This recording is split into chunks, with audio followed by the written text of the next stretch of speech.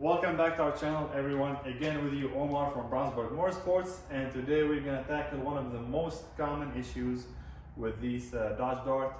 This one is a 2013 model SXT, and we are going to be replacing the front passenger motor mount. So stay tuned.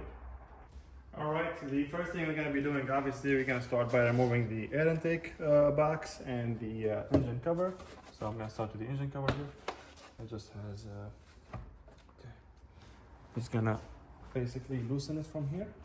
It has a connector on the back side over here. So let me show you. There's a connector right there. I'm gonna show you right now. Just gonna go ahead and press the tab.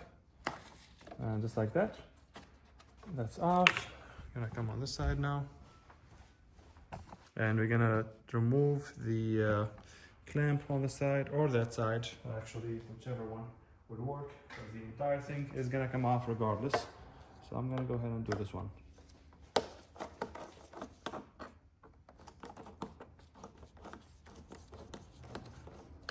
you go.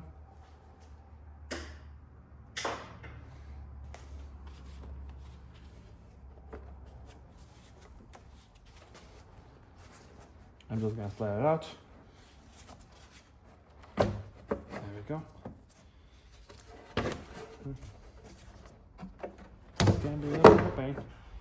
There we go, because the space can be a little bit tight. Just like that. Now we have, this is the back of the engine cover. On this side over here, this part over here goes to the throttle body, which it should have been tight, but it's actually loose. So we loosen the clamp on the throttle, we disconnect this connector over here, and loosen the clamp on the other side over there, and this is how we get the engine cover off. This is a 2.0 on the 2.4. The process will be similar. It will not be the exact same process, but it will be very similar. The engine mount obviously is pretty much the same. Let me get the camera in a good angle for you guys, and I will be removing, sorry, there we go. I'll go ahead and remove the air intake box. I'm pretty sure we can actually get it off. We have a 10mm here. We have, this is connected here. So let's start with a 10mm.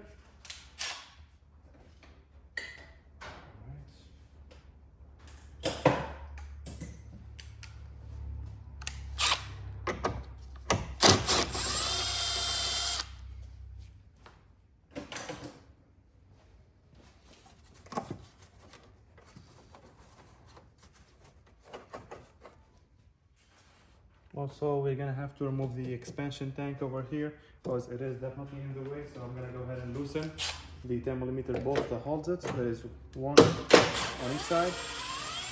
There's one right here and one right there. And those are the two 10mm bolts. Like I said, one here and one over there. They are very visible. You cannot miss them. And now we should be able to kind of disconnect this from here. Kind of just like wobble it out of the way so we can access the bolts for the motor mounts. And there we go. I just have to grab on the air intake box. There is a hose over here clamped to it. Yep, you guys can see it. This one right here. I'm gonna go ahead and pry on it. That's for I'm guessing that's an AC line if I'm not mistaken. Yeah, that should be an AC line. Alright, now I should be able to either from here or from here. It's easier from here. So this is the air intake box. We had a 10mm over there. We had this hose over here that goes from the air intake box to the valve cover, and obviously the clamp that was attached to the cover of the engine earlier. And that's how it sits in the bottom. It has this tab over here, then that tab, and these two tabs over here, they go into the bushings on the bottom. Let me see if I can show you those two bushings over there. Right here. That's one right there, another one right there. That's how it sits properly. All right, now we can see our engine mount clearly for the most part, to say the least. So let me see if I can zoom in a little bit to show you guys what we're gonna be doing. I know this, the hood shock or the hood is kind of in the way, but there we go. All right, now before we do any of this, obviously this is a motor mount, so it's holding the motor, so we have to support the motor from the bottom. Now to do that, what I'm gonna do is I'm gonna use my jack, and I'm gonna use a piece of 2x4 against the oil pan, and I'm gonna lift it up a little bit. So let me get that ready, and I'll show you how we're gonna do that. So I have my jack situated under the car. The car is secured on the lift. If you're not doing this on a lift, make sure the front of the car is secured with a... you could actually do this on the ground if you have enough clearance, if you have a low profile jack. If you don't, you might want to jack up the car on 2 jack stands from the front and then use your actual jack with a piece of wood. I usually use 2x4, but I feel safer using that wood block. And I'm gonna push this against the oil pan, just barely enough to push the engine up. Just a little bit more. All right, I probably lifted it about like an inch or an inch and a half. That should give us enough clearance or enough room to actually get it done from the top. Before we start the removal procedure, this is the new part we're getting. We got this part from AutoZone, Duralast brand, A5674. A limited lifetime warranty. It's a good option if you're trying to get this job done like right now. If you have time to wait, I would recommend obviously getting the original Mopar. You can find that online or order it from the dealer. But in my scenario, customer wants his car done today, and that's the part number A5674. That's the part number if you're gonna get it from AutoZone. And now this is what the part looks like. I have not unwrapped it yet, but basically, let me see if I can show you. This is how the part is gonna sit down. So we have a bolt over here. Well, not a bolt, it's more of a guide. So you have to loosen this bolt here a little bit. Then this is where the expansion tank sits over there. And then we have a bolt on the side, a bolt on the other side, and 3 up top over here. So let's jump straight to it. That we have everything out of the way. We did take off the 2 10mm bolt that holds the expansion tank and kind of started wobbling it out. So I'm just gonna pick it up and move it slowly to the side over here, because we're gonna need access to the 13mm bolt that's on the back here. The harness over here was attached to the engine mount. I went ahead and got the harness off, removed that clip to get the harness out of the way. And we are gonna release, well, we're not gonna unscrew this all the way. This is the 13mm bolt that's on the side. Again, that's just a guide bolt, just to kind of keep the, make sure like when you install the engine mount, it goes properly.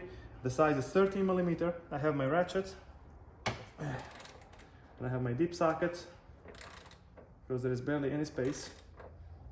And I'm not gonna remove this all the way. I'm just gonna go release it. All right, so this is released right now, a little bit, and I'm gonna start releasing all the bolts, all of them are 13mm. I'm gonna put this back on the side so you can see what I'm gonna be working. We have a 13mm here, 13mm on the other side, and 3 13mm over there.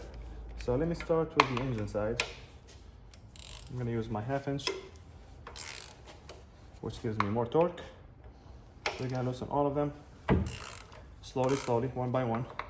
You don't want to open like one the entire way, because the rest are going to be sitting properly and you might get one of the bolts damaged. This is loosened. This is loosened. Okay, now this is tense.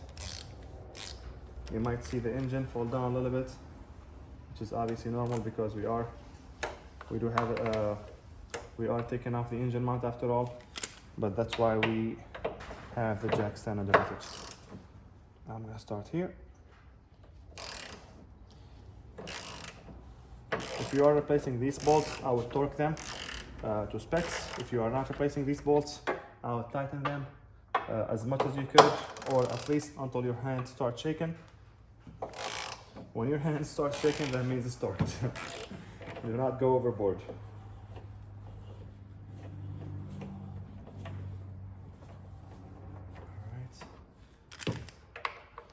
These should be loose. That one should be loose now. 2. This is also loose. Perfect. And now that I have these loosened, I'm gonna use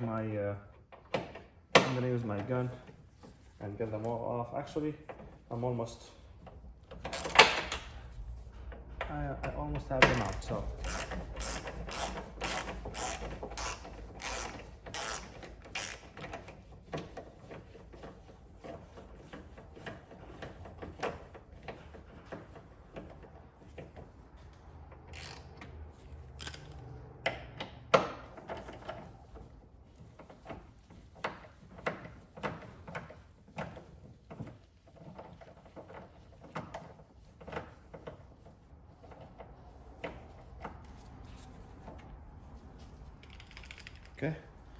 Bolts are loose. As you can see now, the engine mount is loose.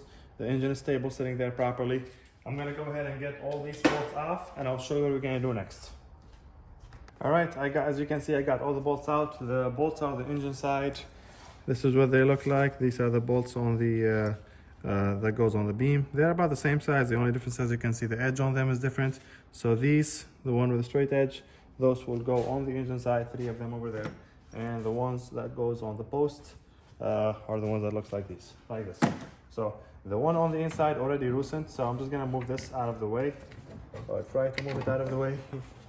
And we should be able to lift up the engine mount now. There we go. As you can see, this is what I was talking about when I said the engine mount is bad. It's a common issue. You can see the rubber bushing over there, completely ripped off. And this is the guide bolt that I was talking about earlier as well. So that's gonna be the last thing once we install everything.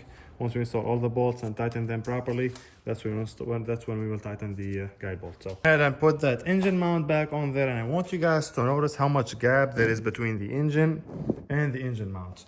Now on the old one, let me show you guys. Let me just grab my other parts, or the old parts. So this is how the old one looked like, obviously. So they both look the same, but this is where the new one is sitting, like sitting up. The old one was sitting down. See how much play in that? That's how you know your engine mount is bad. All right, moving on. I don't want the gap to be as big as you're seeing it right now. So I might have to lift it up a little bit. I'm gonna try and see if these will reach. Okay, yeah, they're not gonna reach. So I'm just gonna, don't be surprised, I'm pushing the engine to align it with the motor mount, because we gotta make sure we start these by hand. I'm gonna lift it up a little bit. All right, there we go. Now everything should be aligned properly. Now, like I said, these have to start with hand, and they can be tricky. You do not want to start these with power tools, because if they start with power tools, they will mess. If the thread gets messed up, it's gonna be a different story. That's my point. All right, I started the middle one. Let me try and get the other ones as well. Again, I'm gonna try to tighten these with my hands as much as I possibly could. So as I am doing this, I'll get back with you guys as soon as I have these aligned all the way.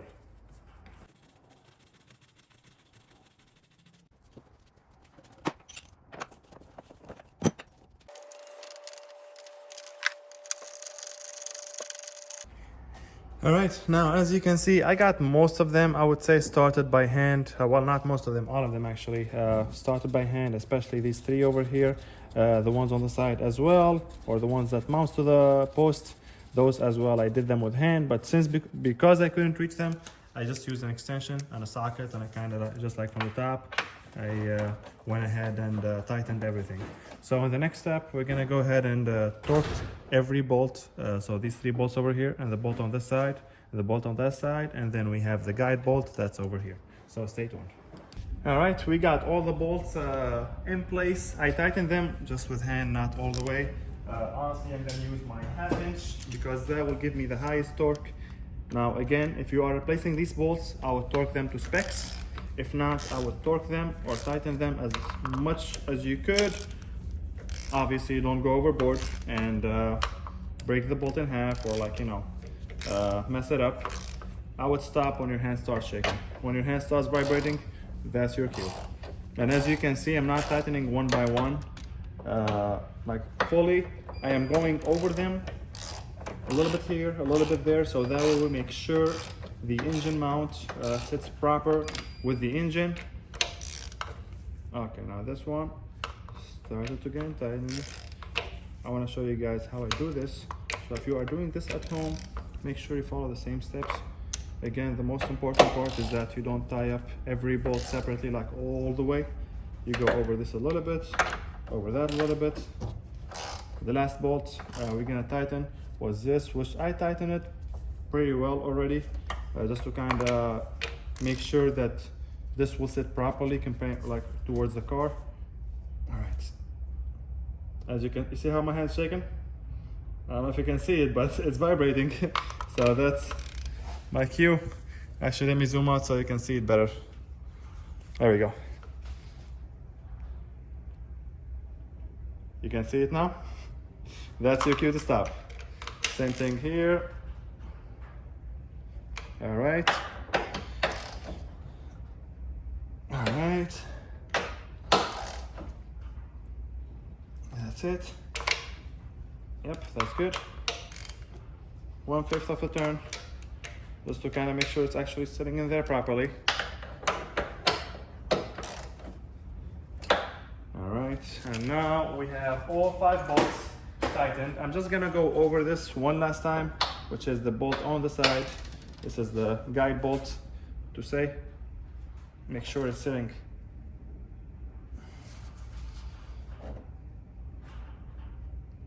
That's it. I don't think we can tighten it any more than that. Now I'm gonna wrap up, put everything back together. The harness back here. Let's get this expansion tank. Put properly here. We have 2 10mm. And I'm gonna grab my 10mm from here. And these are the 10mm for the expansion tank. One goes here. I'm not gonna tighten it all the way until we make sure it's aligned on both sides.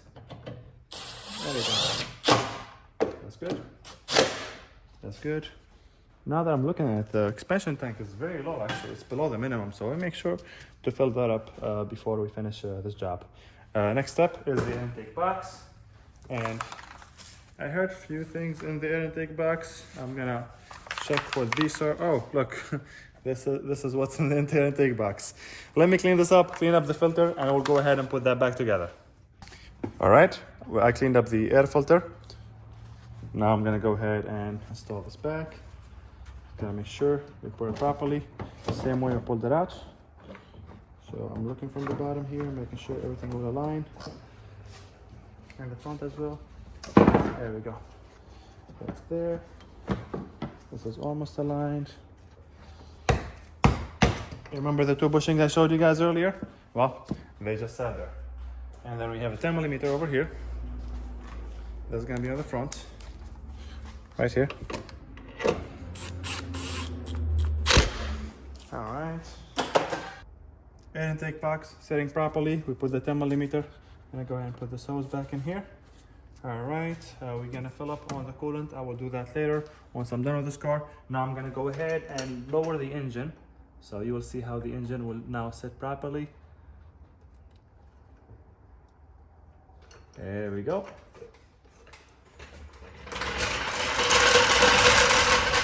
And a good test for your engine mount is just to grab the engine and kinda push it.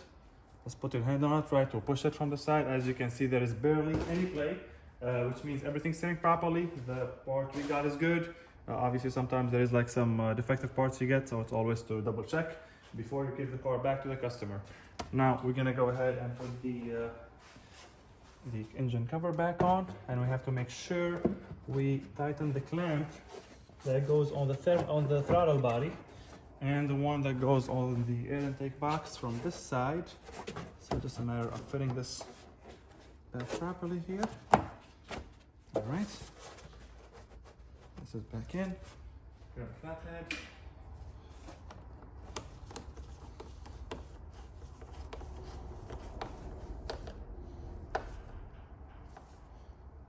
All right. And then on the other side, I'm gonna show you where the throttle body clamp is supposed to be. Let me see if I can actually zoom in to show you guys. All right.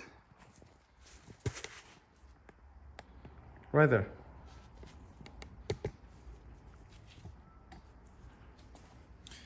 This is where the throttle body goes. We have that connector over here that we removed earlier.